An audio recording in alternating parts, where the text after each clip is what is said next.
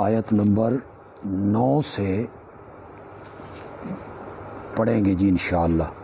آیت نمبر 9.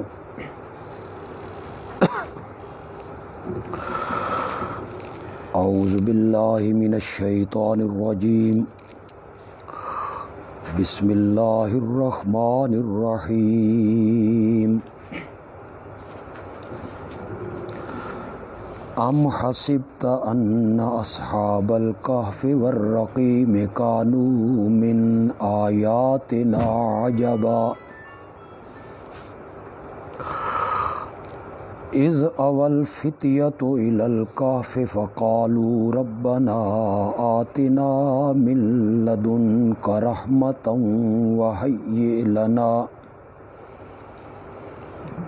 وهيئ لنا من أمرنا رشدا فضربنا على آذانهم في الكهف سنين عددا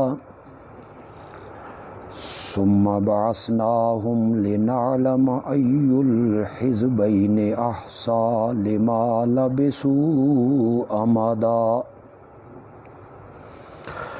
نحن نقص عليك نبأهم بالحق إنهم فتية آمنوا بربهم وزدناهم هدى اللهم صل على سيدنا ومولانا محمد وعلى آل سيدنا ومولانا محمد وبارك وسلم ثم صل عليه.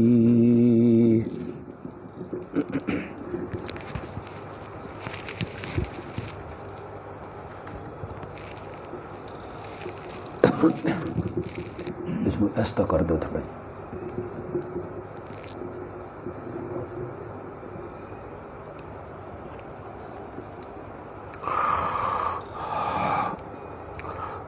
سورۃ الکہف میں ان شبہات کے اللہ جواب دینا چاہتے ہیں جن شبہات کی بنا پہ مشرکین شرک میں مبتلا تھے. ان میں پہلا شبہ تھا اصحاب کہف کے بارے میں.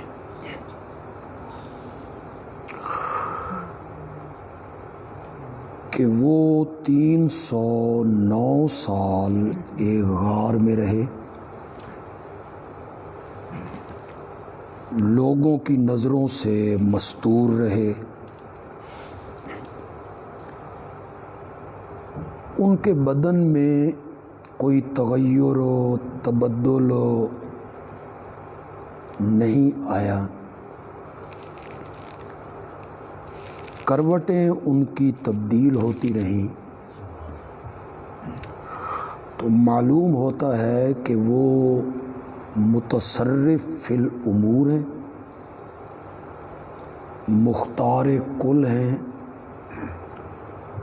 اور عالم الغیب ہیں.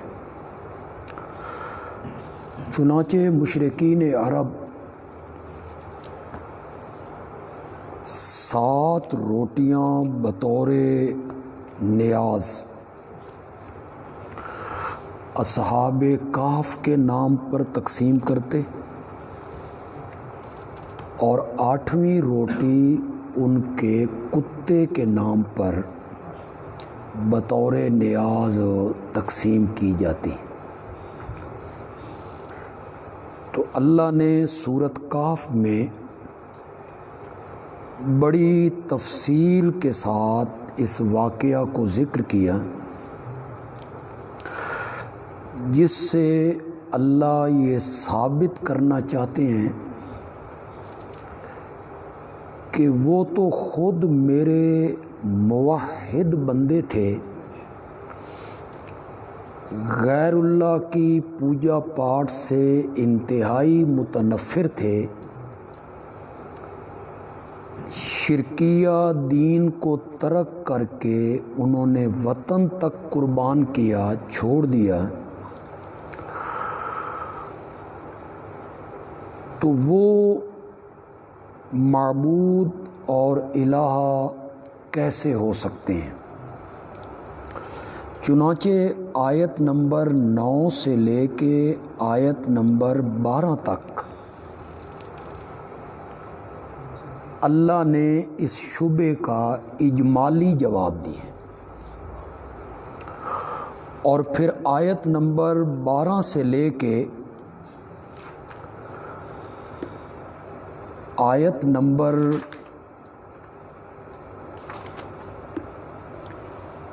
26 تک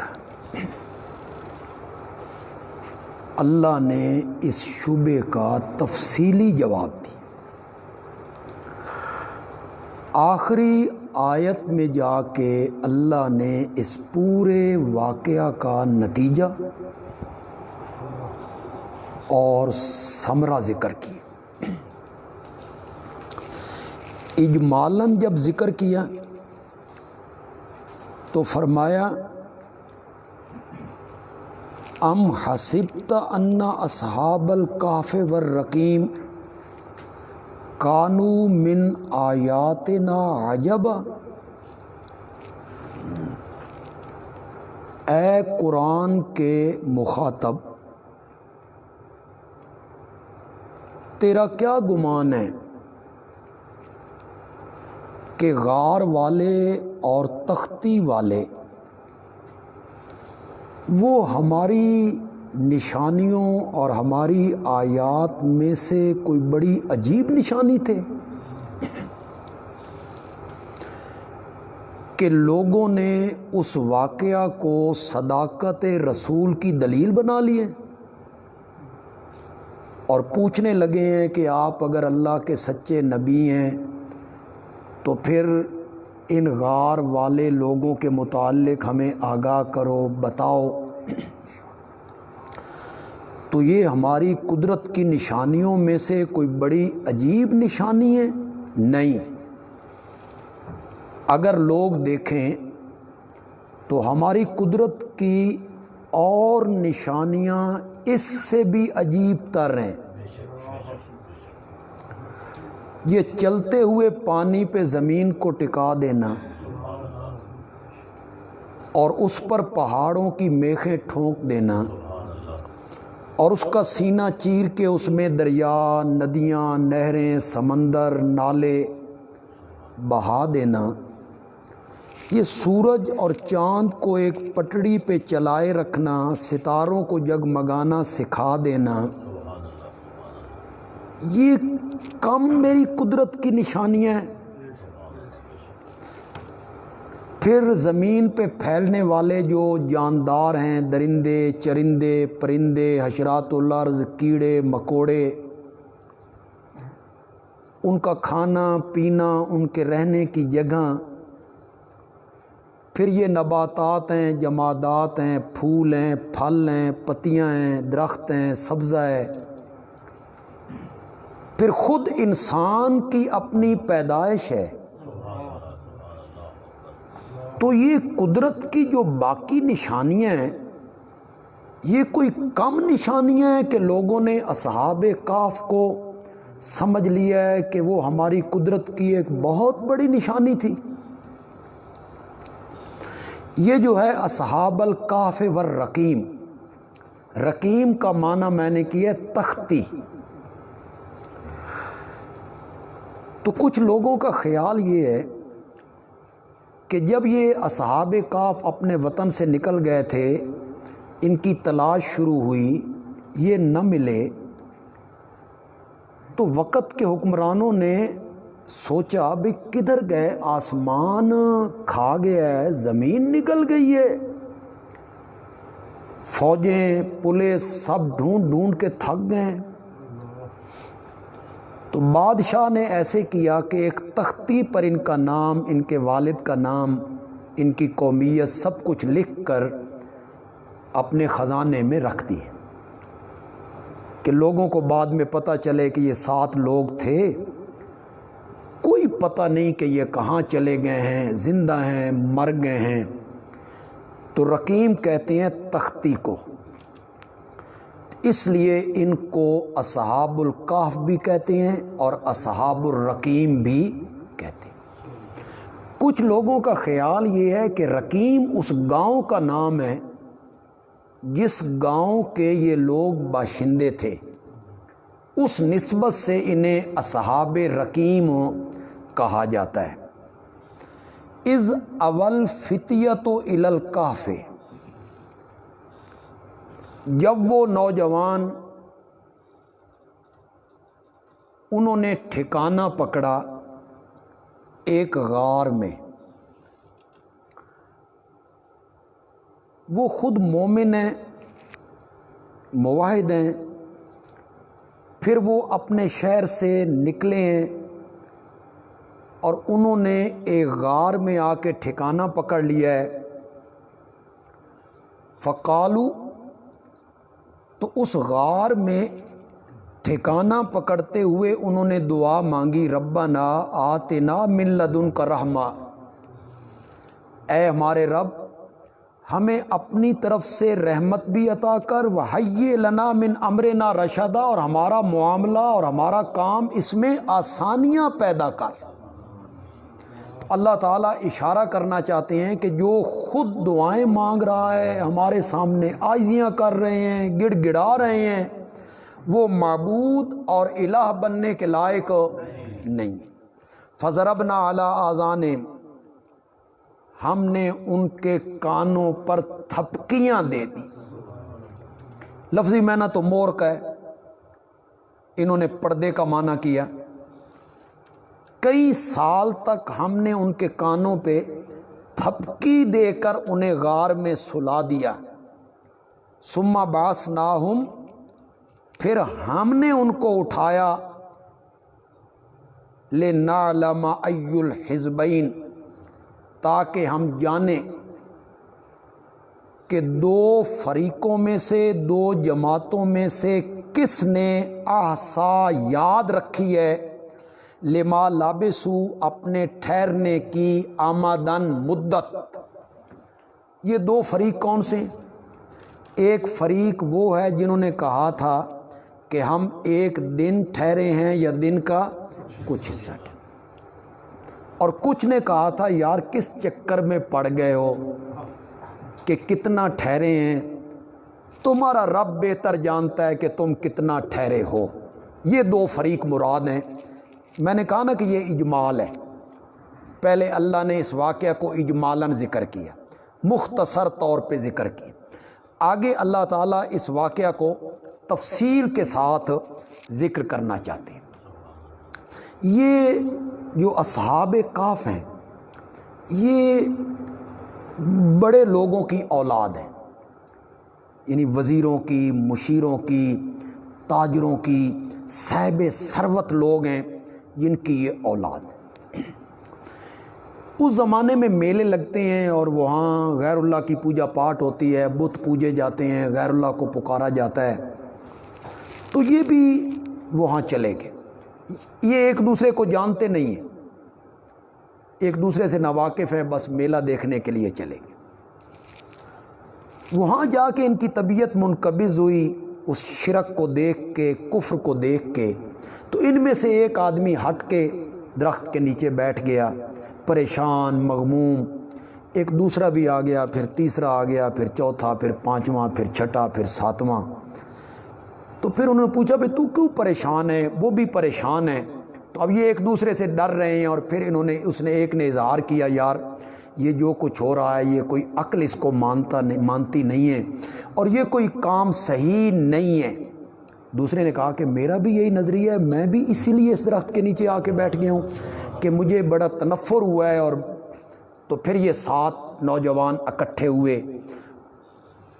جب باہر خبر پہنچی کہ یہ 7 آدمی ہیں، نوجوان ہیں، اور بت پرستی سے متنفر ہیں اور توحید کے داعی ہیں، تو بادشاہ نے انہیں اپنے دربار میں بلائے اور اس نے ان سے پوچھا بھئی تم کو نیا دین تم نے ایجاد کر لیا ہے، تو کیا ہے تمہارا نیا دین اور تمہارا کیا ہے نظریہ؟ اس کو اللہ نے یہاں ذکر کیا، اور بادشاہ کے دربار میں جو انہوں نے تقریر کی اللہ نے اس تقریر کو بھی یہاں ذکر کی ہے۔ نحن نقص علیک نبأہم بالحق، ہم سناتے ہیں آپ کو ان کا قصہ سچ کے ساتھ، حقیقت پر مبنی واقعہ اصحاب کہف کا ہم آپ کو سناتے ہیں۔ انہم فتیۃ آمنوا بربہم، وہ چند نوجوان تھے جو ایمان لے آئے تھے اپنے رب پر، وزدناہم ہدی، اور ہم نے ہدایت میں ان کو اور بڑھا دیا تھا، وربطنا علی قلوبہم، اور ہم نے ان کے دلوں پر استقامت کی گرہ لگائی۔ ربط قلب، میں نے جب درس ہم جامع مسجد حنفیہ بلاک نمبر 18 میں دیتے رہے تو میں نے وہاں کئی مرتبہ اس بات کو ذکر کیا ہے۔ جو لوگ آج بھی فیس بک پر نیٹ پہ ہمیں سن رہے ہیں اور وہ درس بھی سنتے رہے ہیں، میں نے یہ ذکر کیا تھا کہ ہدایت کے 4 درجے ہیں، ہدایت کے 4 درجے۔ سب سے پہلا درجہ ہے انابت، بندہ رجوع کرے، اللہ کی طرف مائل ہو کہ میں سمجھنا چاہتا ہوں، میں سیدھا راستہ دیکھنا چاہتا ہوں، ضد چھوڑ دیں، یہ پہلا درجہ۔ دوسرا درجہ ہے ہدایت، کہ اللہ اس بندے کو کیا دے دے؟ ہدایت۔ تیسرا درجہ استقامت، کہ اس راستے میں مصائب آئیں، دکھ آئیں، تکلیفیں آئیں تو بندہ اس پر پکا رہے، استقامت۔ چوتھا درجہ ہے ربط قلب، اللہ دل پر مضبوطی کی مہر لگا، یہ چوتھا درجہ۔ اس میں 2 فعل بندے کے ہیں، 2 فعل اللہ کے ہیں۔ انابت کرنا بندے کا کام ہے، رجوع کرے، ہدایت دینا اللہ کا کام، استقامت دکھانا بندے کا کام ہے، اور ربط قلب جو ہے یہ اللہ کا کام۔ اسی طرح ضلالت جو گمراہی ہے اس کے بھی 4 درجے ہیں۔ اس میں پہلا درجہ ہے ضد، بندہ ضد کرتا ہے، اناد کرتا ہے، میں نہیں مانتا، میرے باپ دادا غلط تھے، ہمارے بڑے غلط تھے، ہمارے بڑے جہنم میں جائیں گے، تمہیں نیا دین سمجھ آ گیا، ضد۔ اس کے بعد ہے ضلالت، گمراہی، پھر بندہ گمراہ ہو جاتا۔ اس کے بعد ہے جدال، جھگڑا، پھر وہ موحدین سے کیا کرتا ہے؟ جھگڑے کرتا ہے، لڑتا ہے۔ اور چوتھا درجہ ہے مہر جباریت، اللہ اس کے دل پہ کیا لگا دیتا ہے؟ مہر لگا دیتا ہے۔ تو ضلالت کے بھی 4 درجے ہو گئے، اس کو سورۃ حامیم مومن میں بیان کیا۔ اور ہدایت کے بھی 4 درجے ہیں، یہاں چاروں درجے ذکر ہیں۔ آمنو بربہم 2 درجے آ گئے، انابت بھی ہدایت بھی، کہ وہ ایمان لے آئے۔ زدناہم ہدی، یہ استقامت آ گئی۔ وربطنا علی قلوبہم، یہ چوتھا درجہ آ گیا کہ ہم نے ان کے دلوں پر مضبوطی کی کیا لگا دی؟ مہر لگا۔ آپ 1 منٹ کے لیے تصور کریں نا، صرف 7 آدمیوں پورے ملک میں ہوں بھی نوجوان، خود قرآن کہتا ہے انہم فتیۃ، کہ وہ کیا تھے؟ نوجوان تھے، صرف 7 بندے، پورا ملک مشرک ہے، پورا ملک بت پرست ہے، پورا ملک قیامت کا منکر ہے، برسر اقتدار طبقہ بھی، ان کے والدین بھی، رشتہ دار بھی، برادری بھی، وقت کا حکمران بھی، اس بادشاہ کی محفل میں، مجلس میں، دربار میں کھڑے ہو کر توحید کے عنوان پر اور شرک کی تردید پر اتنا خوبصورت بیان کرنا ربط قلب ہی کی وجہ سے۔ ربط قلب نہ ہوتا تو وہ کیسے کر سکتے تھے؟ کہ اللہ نے ان کے دلوں کو کیا کر دیا تھا؟ مضبوط کر دیا۔ اگرچہ ہمیں اس طرف جانا تو اس سے ہٹ کے نہیں چاہیے، لیکن چلو ضمناً ایک بات کہنا چاہتا ہوں۔ 5 نبوی میں کچھ صحابہ نے ہجرت کی تھی مکے سے حبشہ،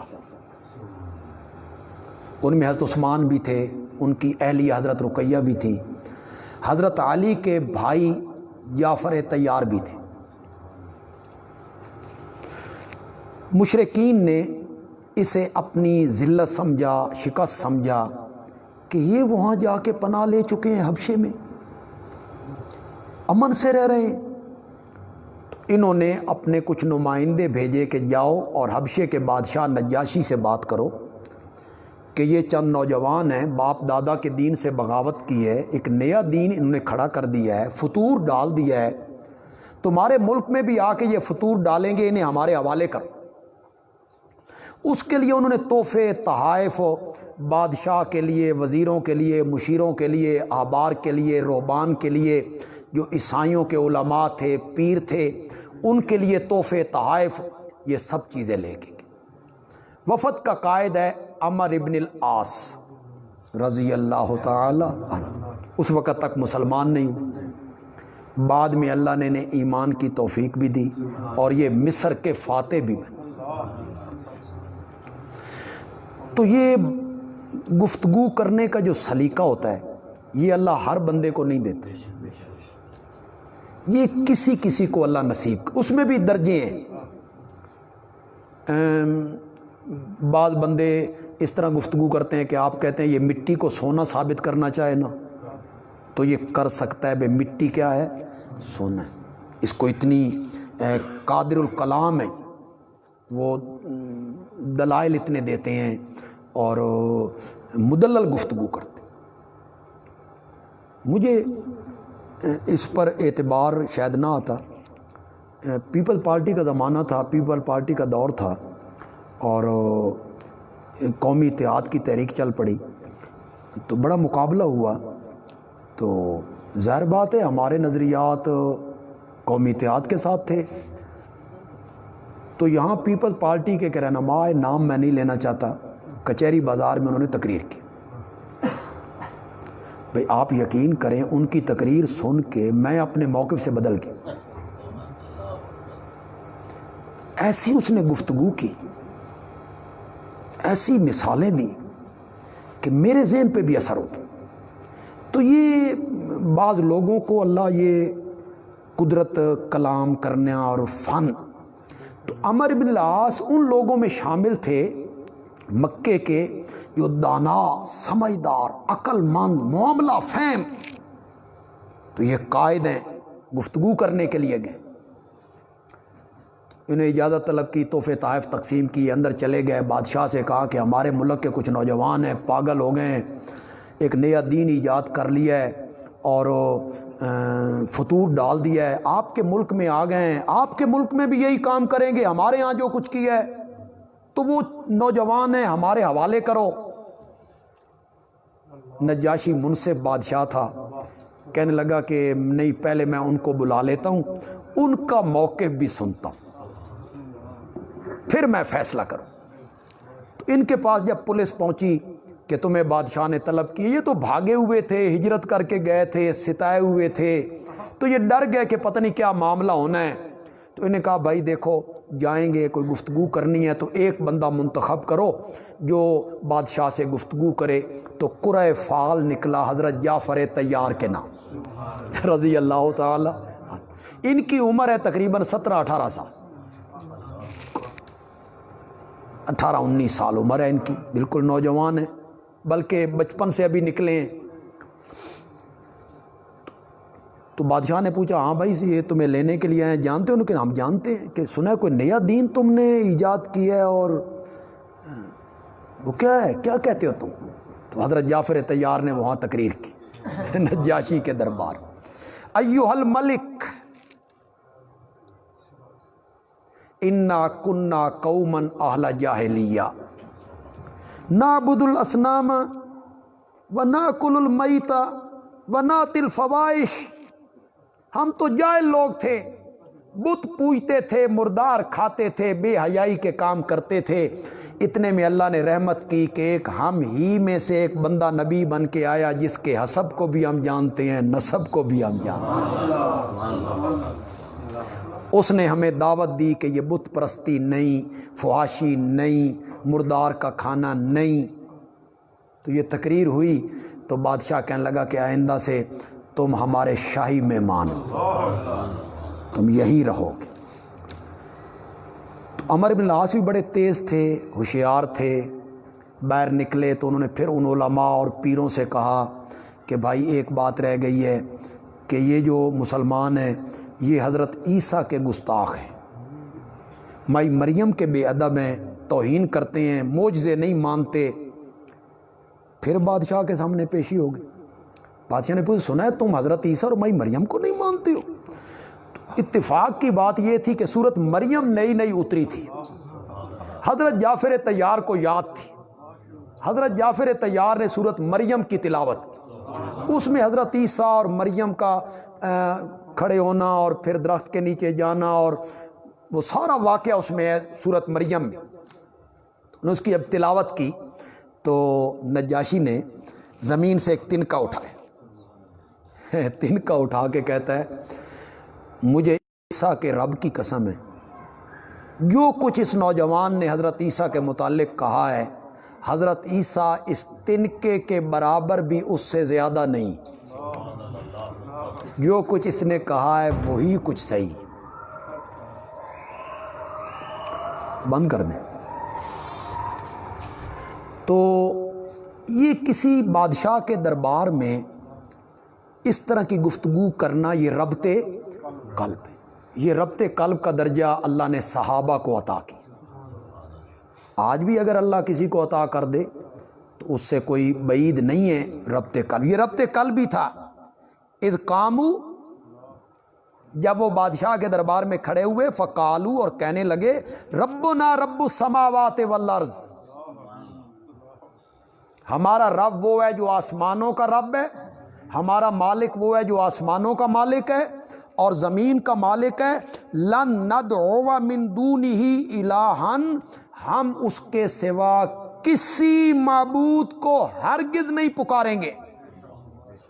یہ رب ہونے کو الہ ہونے پر بطور دلیل پیش کیا، چونکہ رب وہ ہے، آسمان و زمین کا رب وہ ہے، لہذا اس کائنات کا الہ بھی وہی ہے، اور اگر الہ وہی ہے تو پھر مصائب اور مشکلات اور دکھوں میں پکارنے کے لائق بھی ہم اس کے سوا کسی کو نہیں پکاریں گے۔ یہ دیکھا ہے انداز ذرا، یعنی ان کے عقیدے پر ضرب لگ رہی جو بادشاہ کا عقیدہ ہے، اس میں کوئی چونکہ چنانچہ اگرچہ مگرچہ پردہ ڈال کے اس طرح کی گفتگو نہیں کی انہوں نے، کتنی واضح اور نتھری ہوئی گفتگو کی۔ آسمان و زمین کا رب اگر اللہ ہے تو پھر الہ وہی ہے، اور اگر الہ وہی ہے تو پھر مصائب میں پکارنے کے لائق بھی وہی۔ یہ کہنے کے بعد آگے بڑی جرت مندانہ گفتگو کیجیے انہوں نے، پھر لطف ہی آگے کہتے ہیں ہؤلاء قومنا، لوگ کھڑے ہوں گے نا تو بادشاہ کے دربار میں کون ہوں گے؟ کوئی ہماتڑ قسم کے لوگ ہوں، وزیر ہوں گے، مشیر ہوں گے، پارلیمنٹ کے ممبر ہوں گے، ارباب اقتدار ہوں گے، ان کی طرف اشارہ کر ہؤلاء قومنا، یہ ہماری قوم، اتخذوا من دونہ آلہۃ، جنہوں نے اللہ کے سوا اور معبود، اللہ کے سوا اور الہ بنا رکھے ہیں، لولا یاتون علیہم بسلطان بین، اگر اللہ کے سوا کوئی اور الہ اور معبود ہے تو یہ اس پر کوئی واضح دلیل پیش کیوں نہیں کرتے ہیں؟ کوئی دلیل لاؤ، تمہارے پاس کوئی عقلی نقلی دلیل موجود ہے کہ اللہ کے سوا کوئی اور الہ ہے، اللہ کے سوا کوئی اور معبود ہے؟ اور اگر تمہارے پاس دلیل کوئی نہیں، فمن اظلم ممن افترى علی اللہ کذبا، اس سے بڑا ظالم کائنات میں کون ہے جو اللہ پر جھوٹ بولتا ہے شریک بنا کے؟ اللہ پہ جھوٹ بولتا ہے، یعنی جب شرک کرتا ہے تو وہ اللہ پہ کیا کرتا ہے؟ جھوٹ بولتا ہے۔ اس سے بڑا ظالم کون ہے؟ استفہام انکاری ہے، یعنی اس سے بڑا ظالم کائنات میں کوئی، اس سے بڑا ظالم کائنات میں کوئی نہیں جو اللہ کے ساتھ کسی کو شریک بناتے۔ کتنی جرت مندانہ گفتگو ہے جی، توحید کا بھی ذکر ہے اور پھر شرک کی بھی تردید ہے، ان کے عقیدے پہ ضرب بھی لگائی، چونکہ بڑے لوگوں کی اولاد ہیں تو بادشاہ نے انہیں مہلت دے دی۔ سوچ لو، غور کر لو، ابھی میں کوئی فیصلہ نہیں کرتا، سوچ لو، یہ نیا دین ترک کرنا ہے، ہمارے دین پر آنا ہے، تو قرآن اس کو بیان کرتا ہے وَإِذِ اعْتَزَلْتُمُوهُمْ۔ اب یہ 7 نوجوان آپس میں اکٹھے ہوئے اور کہنے لگے جب تم ان مشرکین سے الگ ہو گئے ہو، تمہارا نظریہ الگ ہے، تمہارا عقیدہ الگ ہے، یہ شرک کے رسیاں ہیں، تم توحید کے شائق ہو، یہ مشرک ہیں، تم موحد ہو، جب تم ان سے الگ ہو گئے ہو، وَمَا يَعْبُدُونَ إِلَّا اللَّهَ، اور اللہ کے سوا جن کی پوجا پاٹ یہ کرتے ہیں، تم ان سے بھی الگ ہو گئے ہو کہ کوئی معبود نہیں ہے، کوئی الہ نہیں ہے، ان سے بھی تم الگ ہو گئے ہو، تو یار پھر دین بچانا چاہیے، یہاں رہ کے دین نہیں بچتا، فَاوُوا إِلَى الْكَهْفِ، جا بیٹھو کسی غار میں، یہاں سے نکلتے ہیں، ہجرت کرتے ہیں، غار میں کہیں جا کے بیٹھتے ہیں، کہیں چلے جاتے ہیں۔ يَنْشُرْ لَكُمْ رَبُّكُمْ مِنْ رَحْمَتِهِ، اللہ تمہارا رب تم پر اپنی رحمت کو پھیلا دے گا اور تمہارے لیے تمہارا کام آسان کر دے گا۔ یہ غار میں چلے گئے، تھوڑی دیر کے لیے سستانے کے لیے سو گئے، ایک کتا بھی تھا وہ بھی ساتھ ہے، وہ غار کے منہ پہ ہے، اس کا ذکر قرآن نے کیا، یہ سو گئے۔ قرآن کہتا ہے کہ غار کا حالت اور کیفیت ایسی تھی کہ سورج غروب ہوتے ہوئے اور طلوع ہوتے ہوئے کنی کترا کے نکل جاتی، اس کی روشنی پہنچتی تھی، جو اس کی افادیت ہے وہ وہاں پہنچتی رہتی تھی، لیکن دھوپ انہیں نقصان پہنچائے ایسے نہیں ہوتا تھا۔ وَهُمْ فِي فَجْوَةٍ مِّنْهُ، اور وہ ایک غار کے اندر کھلے میدان میں تھے۔ ذَلِكَ مِنْ آیات اللہ، یہ ہے اللہ کی قدرت کی نشانیوں میں سے کہ ہم نے اس طرح انہیں سلایا۔ وَتَحْسَبُهُمْ أَيْقَاظًا، تو گمان کرتا تھا ان کو کہ جاگ رہے ہیں۔ اگر کوئی آدمی اس غار پہ پہنچتا جھانکتا تو وہ سمجھتا یہ جاگ رہے ہیں۔ وَهُمْ رُقُودٌ، حالانکہ وہ سوئے ہوئے تھے۔ وَنُقَلِّبُهُمْ ذَاتَ الْيَمِينِ وَذَاتَ الشِّمَالِ، اور ہم ان کی کروٹیں بدلتے تھے، دائیں بھی اور بائیں بھی۔ اپنا دین بچانے کے لیے، اپنا دین بچانے کے لیے وہ بھاگے ہیں، نکلے ہیں، غار میں پناہ لی ہے۔ جو بندہ اپنی جان بچا کے بھاگ نکلے وہ دنیا کا مشکل کشا اور حاجت روا نہیں ہو سکتا۔ پھر وہ دعائیں مانگ رہے ہیں کہ اللہ ہمارے پر رحم فرما، ہمارے لیے معاملے کو آسان فرما، پھر ان کی کروٹیں ہم تبدیل کر رہے ہیں، پھر سورج کی تپش سے ہم انہیں بچا رہے ہیں۔ وَقَلْبُهُمْ بَاسِطٌ ذِرَاعَیْهِ، اور ان کا کتا پھیلانے والا تھا اپنے دونوں بازو بالوسیط، چوکھٹ پہ جو غار کا منہ تھا، وہ کتا وہاں اپنے دونوں بازو پھیلا کے بیٹھا ہوا ہے۔ لَوِ اطَّلَعْتَ عَلَیْہِمْ لَوَلَّیْتَ مِنْہُمْ فِرَارًا، ایسا روب اور دبدبا ہے ان کے وجود میں کہ اگر تو ان کو جھانک کے دیکھے تو روب کی وجہ سے وہاں سے بھاگنے لگے، وہاں تو کھڑا بھی نہ ہو سکے۔ کَذَالِکَ بَعَثْنَاهُمْ، جس طرح ہم نے انہیں سلایا اسی طرح ہم نے ان کو اٹھایا۔ یہ کاف تشبیہ کے لیے ہو گیا جی، کاف تشبیہ کے لیے، جس طرح ہم نے انہیں سلایا اسی طرح ہم نے ان کو اٹھایا۔ جو مستقل درس سننے والے لوگ، وہ درس کا جو اصل مزہ ہے، لطف ہے، جو 18 بلاک میں ہم دیا کرتے تھے، وہ تو اگرچہ نہیں ہے، لیکن چلو اس کا ایک فائدہ یہ ہے کہ بہت سارے لوگ جو پہلے ہمیں نہیں سنا کرتے تھے وہ بھی اس وقت ہمیں پوری دنیا میں ہمیں اللہ کے فضل سے سن رہے ہیں۔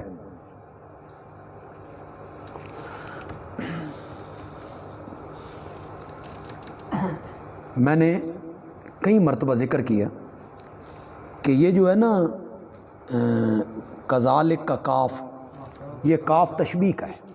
عام مفسرین اسے کاف تشبیہ کا بناتے ہیں۔ تشبیہ کس سے دی؟ جس طرح سلایا اسی طرح اٹھا، اس سے تشبیہ دی۔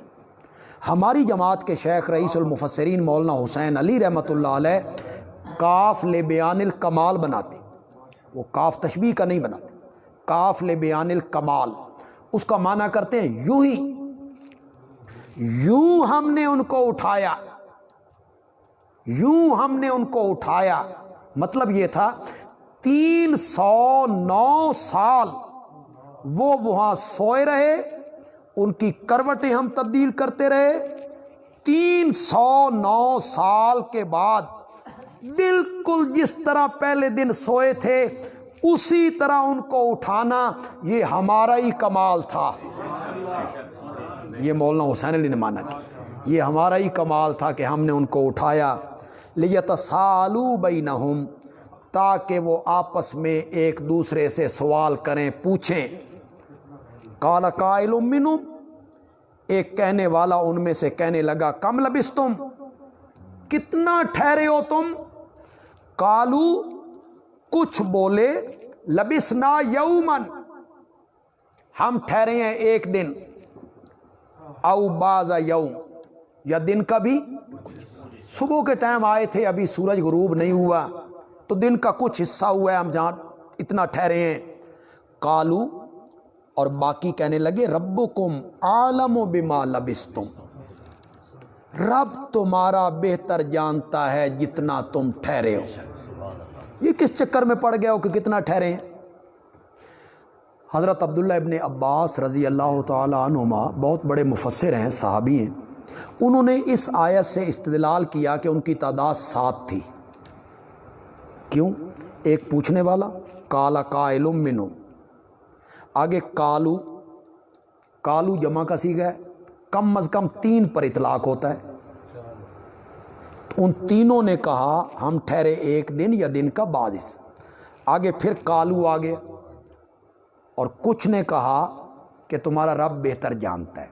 تو پہلا کالو اور دوسرا کالو، اس سے کم 3 بندے 6 ہو گئے، اور پوچھنے والا جو ہے اللہ تعالیٰ نے بھی آگے ایک بات کی ہے، اس سے بھی کچھ اس طرف اشارہ ہوتا ہے کہ یہ سیقولون ثلاثۃ، یہ آیت نمبر 22 ہے جی، اگلے صفحے پہ 383،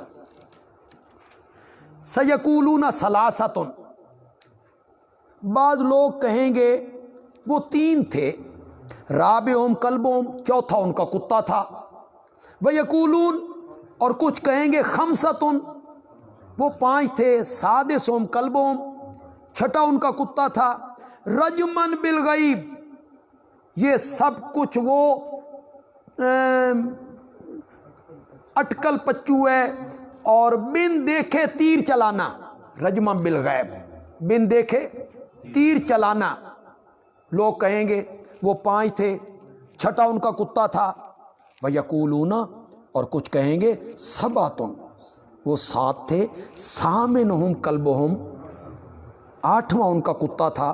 تو پہلے جب ذکر کیا 3 کا 5 کا تو وہاں فرمایا رجمم بالغیب، بن دیکھے تیر چلا رہے ہیں، اور جب 7 کا ذکر کیا تو یہاں رجمن بالغیب نہیں کہا۔ تو یہ بھی اس طرف اشارہ ہو رہا ہے کہ ان کی تعداد کتنی تھی؟ 7۔ قُلْ رَبِّي أَعْلَمُ بِعِدَّتِهِمْ، کہ میرا رب بہتر جانتا ہے ان کی گنتی کو، وَمَا يَعْلَمُهُمْ إِلَّا قَلِيلٌ، اور نہیں جانتے ان کو مگر تھوڑے لوگ ان کو جانتے ہیں۔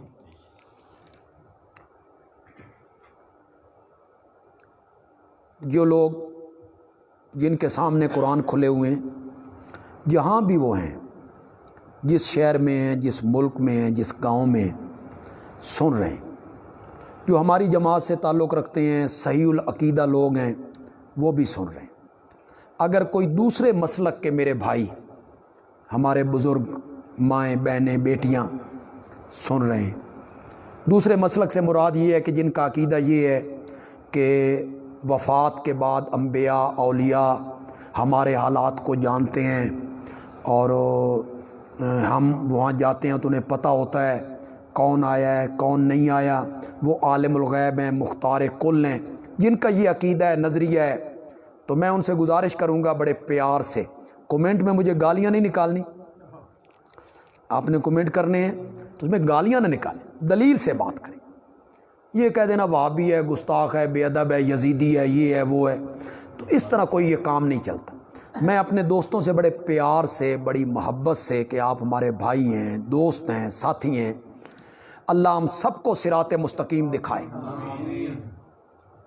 یہ جو اولیاء اللہ ہیں جن کا ذکر ہم کر رہے ہیں، ان کی ولایت کا انکار کرنا کفر ہے۔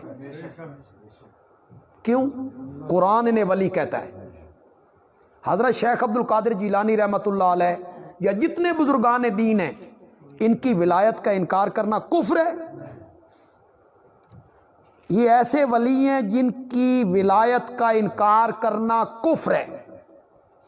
یہ اتنے اللہ کے پیارے ہیں کہ اللہ تعالیٰ 3 صدیاں اس غار میں اپنے ہاتھوں سے ان کی کروٹیں تبدیل کرتا رہا۔ اتنی محبت ہے اللہ کو ان سے، مواعد بھی ہیں، شرک سے ٹکر بھی لی ہے، لیکن ہیں بھی زندہ، فوت بھی نہیں ہوئے، قبر میں بھی نہیں گئے، ہے بھی غار میں، لیکن انہیں اپنے سونے کی مدت کا علم نہیں تھا۔ اس پر غور کریں ہمارے دوست، تمہیں قصے سنائے جاتے ہیں، کہانیاں سنائی جاتی ہیں، موضوع روایتیں سنائی جاتی ہیں، چٹکلے سنائے جاتے ہیں، روایات سنائی جاتی ہیں۔ یہ امت روایات میں کھو گئی اور حقیقت خرافات میں کھو گئی۔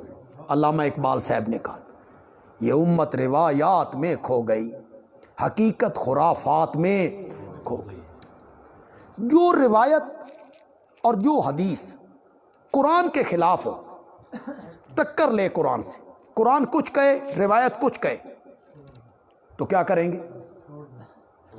نہیں، پہلے اس روایت کی تعویل کریں گے۔ کوئی ایسا معنی ہو سکتا ہے کہ قرآن کے مطابق ہو جائے؟ یہ کریں گے۔ اور اگر تعویل نہ ہو سکی تو یہ کہہ کے چھوڑ دیں گے کہ یہ نبی پاک کا ارشاد نہیں ہو سکتا کہ آپ قرآن کے خلاف بات، آپ تو قرآن کو بیان کرنے والے ہیں، آپ تو قرآن کی شرح کرنے والے ہیں، تشریح کرنے والے ہیں، تو آپ ہی قرآن کے خلاف بات کریں الیاذ باللہ، یہ قطعاً نہیں ہو سکتا۔ تو آپ کو روایات میں الجھایا گیا ہے اور ہم اس کتاب کی طرف آپ کو لانا چاہتے ہیں جس کے ماتھے کا جھومر ہے ذالک الکتاب ھذا بلاغ للناس، یہ پیغام ہے لوگوں کے لیے، یہ ہدایت ہے، یہ نور ہے، یہ روشنی ہے۔ اس نے یہ بیان کیا کہ وہ 7 ولی جو زندہ تھے، صرف سوئے تھے، انہیں اپنے سونے کی مدت کا علم نہ ہو سکا۔ اگر زندہ ولی کو اپنے سونے کی علم کا علم، اپنے سونے کی مدت کا علم اور پتہ، تو پھر ان بزرگوں کو بھی تمہاری نظر و نیاز کا پتہ کہ کس نے 11ویں دی اور کس نے نہیں دی، کس نے نظر چڑھائی اور کس نے نہیں چڑھائی، کون قبر پہ آیا اور کون نہیں آیا، یہ پتہ نہیں چلا۔ یہ زندہ ہیں، صرف سوئے ہیں۔ حدیث میں آتا ہے نبی اکرم صلی اللہ علیہ وسلم سفر پہ ہیں،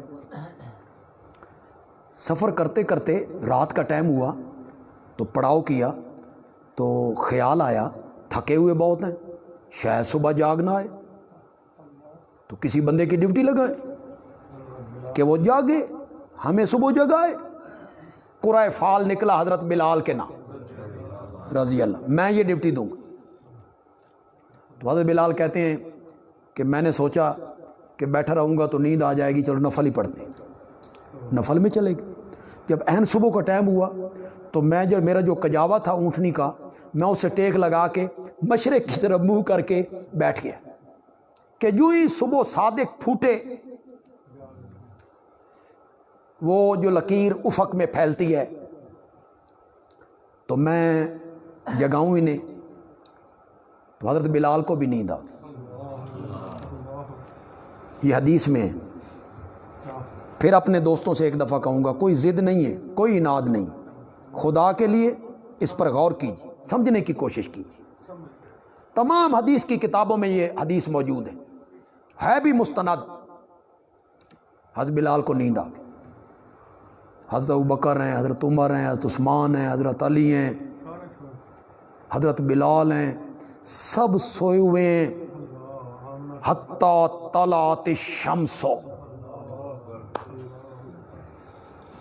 سورج چڑھ گئے، اس کی پہلی کرنیں نبی پاک پہ پڑی تو سب سے پہلے آپ جاگے، آپ نے فرمایا ہلاک بلال، بلال کہاں ہیں؟ بلال آئے، پوچھا، انہوں نے کہا یا رسول اللہ ناراض نہ ہو، جس رب نے آپ کو سلا دیا تھا اسی رب نے مجھے بھی سلا دیا۔ اب آپ کہہ سکتے ہیں کہ نبی پاک اور صحابہ نے جان بوجھ کر صبح کی نماز قضا کی تھی؟ کوئی بندہ یہ کفریہ جملہ کہہ سکتا ہے؟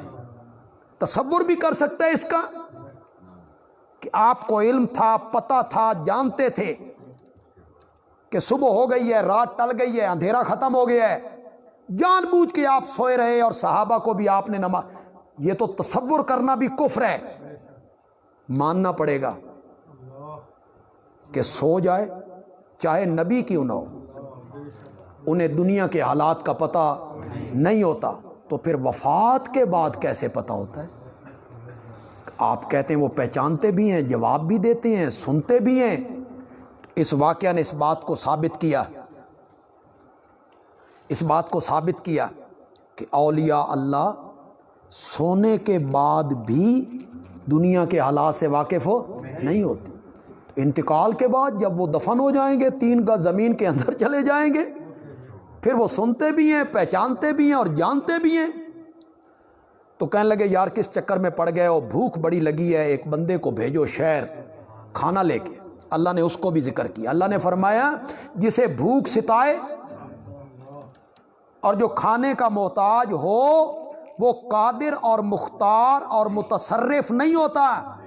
قادر، مختار اور متصرف وہ ہوتا ہے جو سب کو کھلاتا ہے، خود نہیں کھاتا، بے نیاز ہوتا ہے۔ انہیں بھوک لگی، انہیں کھانے کی احتیاج ہوئی، اور اس بندے کو بھیجنے والے کو کہہ رہے ہیں دیکھ بھاگ کے آئیں، کسی سے جھگڑا نہیں کرنا، وَلْيَتَلَطَّفْ، نرمی نال گل کری، گفتگو نرمی سے کرنی ہے، جھگڑنا نہیں ہے کسی سے۔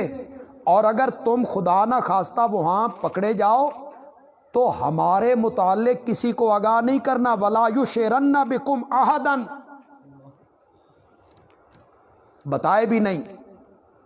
اگر وہ غالب آ گئے نا، يَرْجُمُوكُمْ، تمہیں سنگسار کر دیں گے، اور يُعِيدُوكُمْ فِي مِلَّتِهِمْ، یا وہ تمہیں لوٹا کے لے جائیں گے اپنے کفریہ دین میں۔ اگر وہ غالب آ گئے، انہیں پتہ چل گیا تو یہ گیا۔ اب سکہ ہے 3 صدیاں پہلے کا، 3 صدیوں میں تو ایسا انقلاب آ جایا کرتا ہے شہروں میں، ملکوں میں، گلیوں میں، سڑکوں میں، کہ بندہ حیران ہوتا۔ یہ 30-40 سال میں ایسا انقلاب آیا ہے سرگودا میں کہ ہم اسے دیکھتے ہیں تو حیران ہوتے ہیں۔ آپ میں سے کسی کو نوری دروازے کا پتہ ہے؟ یہ جو نوجوان انہیں پتہ ہے نوری دروازہ؟ ایک نوری دروازہ یہاں ہوتا تھا، وہ سلا والی روڈ کی طرف سے آ رہا ہے، روڈ استقلال آباد سے، وہاں سے جب آئیں اور خوشاب روڈ کراس کر کے کارخانہ بازار میں داخل ہوں تو وہاں ایک دروازہ سا ہوا کرتا تھا، اس کو کیا کہتے تھے؟ نوری، بڑا مشہور تھا۔ کہاں ہے جی نوری دروازہ؟ نوری گیٹ، نوری گیٹ۔ تو لباس میں تبدیلیاں آتی، آج سے 50-60 سال پہلے اگر آپ کو تصویریں مل جائیں سیاسی لیڈروں کی تو آپ ان کا لباس دیکھیں، کرتے دیکھیں تو آپ کہیں گے یہ کیسا لباس انہوں نے پہن رکھا، ناف ناف تک کرتا ہوتا تھا، بس اتنا کرتا، نیچے ایک پجامہ سا ہوتا تھا۔ پھر آپ کو پتہ نہیں یاد ہے یا نہیں، پھر ایک رواج چلا سلواروں کے جو پونچے تھے وہ اتنے اتنے بڑے ہوتے، یاد ہے؟ جس طرح ہاتھی دے کان نہیں ہوتے، اتنے اتنے۔ اور پھر ایک ہم نے زمانہ دیکھا ٹیڈی لباس، ٹیڈی لباس، اس میں یہ ہوتا تھا کہ سلواروں کے جو پونچے اس میں ٹچ لگے ہوتے تھے، ٹچ کھول کے پاؤں داخل کرنا ہے پھر ٹچ لگا دیں، اسے کہتے تھے ٹیڈی لباس۔ تو لباس تبدیل ہو جاتے ہیں، شکلیں تبدیل ہو جاتی ہیں، سڑکیں تبدیل ہو جاتی ہیں، ماحول تبدیل ہو جاتا ہے۔ 3 صدیاں اس نے کھانا لیا، سکہ دیا، اس نے سکہ دیکھا، 3 صدیاں پہلے کی بات ہے، کون ہو، کہاں سے ہو؟ اس نے کہا کل تے گئے ہو۔ اس نے کہا کل گئے ہو؟ تو ان کے واقعات مائیں اپنے بچوں کو سنایا کرتی تھی، تختیوں پہ ان کے نام تھے، کہانیاں مشہور تھی، 7 بندے تھے، فلاں زمانہ تھا، یہ نکلے اپنے شہر سے، کوئی پتہ نہیں آسمان کھا گیا ہے، زمین نگل گئی ہے، تو وہ زبان زد عام تھی، اس کے فوراً ذہن میں یہ بات کی، اس نے ارد گرد کے دکانداروں کو بلایا، پتہ چلا یہ تو وہی لوگ ہیں۔ بادشاہ تک خبر پہنچی، اس وقت کا بادشاہ موحد تھا اور قیامت کا قائل تھا، اور وہاں جھگڑا چل رہا تھا قیامت کے بارے میں کہ قیامت آئے گی یا نہیں آئے گی۔ کچھ لوگ قیامت کے منکر ہو رہے تھے، اللہ نے اسی کو ان پر بطور دلیل پیش کر دی کہ 3 صدیوں کے بعد اگر بندہ آ سکتا ہے تو پھر قیامت کے دن بھی ہم دوبارہ زندہ کر سکتے ہیں۔ تو جب وہ پکڑا گیا تو اس نے کہا میں اکیلا نہیں ہوں، میرے نال 6 اور بھی ہیں، تو ان کا پتہ چل گیا۔ تو اللہ تعالیٰ نے یہ سارا واقعہ بیان کر کے نا جی نتیجہ کیا نکالا ہے، یہ آپ آیت نمبر آئیں 25 کی، صفحہ نمبر 383 کی آخری 3 سطریں ہیں جی، 25 کی سورۃ کاف کی آیت نمبر 25۔ وَلَبِثُوا فِي كَهْفِهِمْ 300 سنین، اور وہ ٹھہرے رہے غار میں 300 سال، وَازْدَادُوا 9 اور 9 سال زیادہ، یعنی اگر شمسی اعتبار کر لیں تو 3 صدیاں، اور اگر قمری اعتبار کر لیں تو پھر 9 اوپر۔ قُلِ اللَّهُ أَعْلَمُ بِمَا لَبِثُوا، آپ کہیں اللہ خوب جانتا ہے جتنی مدت وہ ٹھہرے، اللہ اسے بہتر جانتا ہے۔ اب اس اصحاب کاف کے پورے واقعہ اور اس پورے قصے کا نتیجہ اللہ نکالنے لگے ہیں جی، اور یہ ہے مولانا حسین علی کا انداز تفسیر جی، کیا بات ہے، کس طرح سمجھا انہوں نے قرآن کو۔ سارے واقعہ کا اور سارے قصے کا نتیجہ یہ نکلا، لہو غیب السماوات والارض، عالم الغیب اصحاب کاف نہیں، تم نے انہیں عالم الغیب سمجھا ہے، تم نے انہیں مختار کل سمجھ لیا ہے، تم نے انہیں متصرف مان لیا ہے، وہ عالم الغیب نہیں، متصرف نہیں، مختار نہیں۔ ان کے واقعہ سے معلوم ہوا کہ وہ عالم الغیب نہیں تھے، انہیں اپنے سونے کی مدت کا بھی پتہ نہیں تھا، انہیں یہ بھی پتہ نہیں تھا کہ یہ بندہ پکڑا جائے گا، جس بندے کو ہم بھیج رہے ہیں بندہ پکڑا جائے گا وہاں، انہیں اس کا پتہ نہیں تھا، علم نہیں تھا۔ تو ثابت ہوا لہو غیب السماوات والارض، اسی کے لیے ہے پوشیدہ چیزیں آسمانوں کی اور زمین کی، یعنی پوشیدہ چیزیں جو ہماری نظروں سے پوشیدہ ہیں، یہ ذہن میں رکھیں۔ کوئی بندہ یہ کہ اللہ سے تو پوشیدہ چیز ہے ہی کوئی نہیں، تو پھر وہ پوشیدہ چیز کو کیسے جانتا ہے؟ یعنی ہمارے نقطۂ نظر سے جو پوشیدہ ہیں اور ہمارے نقطۂ نظر سے جو ظاہر ہیں، اس پوشیدہ اور ظاہر کو اللہ جانتا ہے۔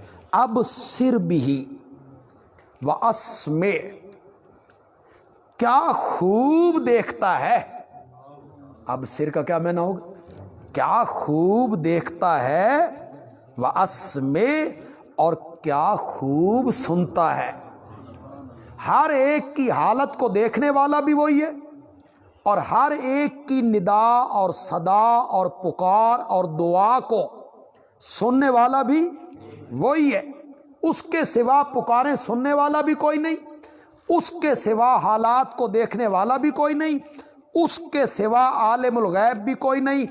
ما لہم من دونہ من ولی، اور اللہ کے سوا کوئی کارساز اور مختار بھی کوئی نہیں. دونوں چیزیں آ گئی جی، عالم الغیب بھی، کارساز بھی، مختار کل بھی. اس کے سوا کارساز کوئی نہیں، اس کے سوا مختار کل کوئی نہیں. ولا یشرک فی حکمہ احدا، وہ اللہ اپنے حکم میں، اپنے امر میں کسی کو بھی شریک نہیں بناتا. کسی نبی کو، کسی ولی کو، کسی فرشتے کو، کسی جن کو اللہ اپنے حکم میں شریک نہیں بناتا. بعض مفسرین لکھا فی حکم ہی فی علم غیب ہی، کہ یہاں حکم سے مراد علم غیب ہے. وہ اپنے علم غیب میں کسی کو بھی سانجی اور شریک نہیں بناتا. تو سارے واقعہ کا نتیجہ یہ نکلا کہ عالم الغیب اصحاب کاف نہیں، مختار کل اصحاب کاف نہیں، عالم الغیب بھی اللہ ہے اور مختار کل بھی. الحمدللہ رب العالمین، والصلاة والسلام علی سید الانبیاء والمرسلین وعلی آلہ واصحابہ اجمعین. ربنا آتنا فی الدنیا حسنہ وفی الآخرۃ حسنہ وقنا عذاب النار. اللہم یا ارحم الراحمین ارحم علینا ارحم علینا. بیماروں کے لیے دعا کر لیجیے، اللہ تمام بیماروں کو شفائے کاملہ عاجلہ عطا فرما دے اجمعین. آمین برحمتک یا ارحم الراحمین.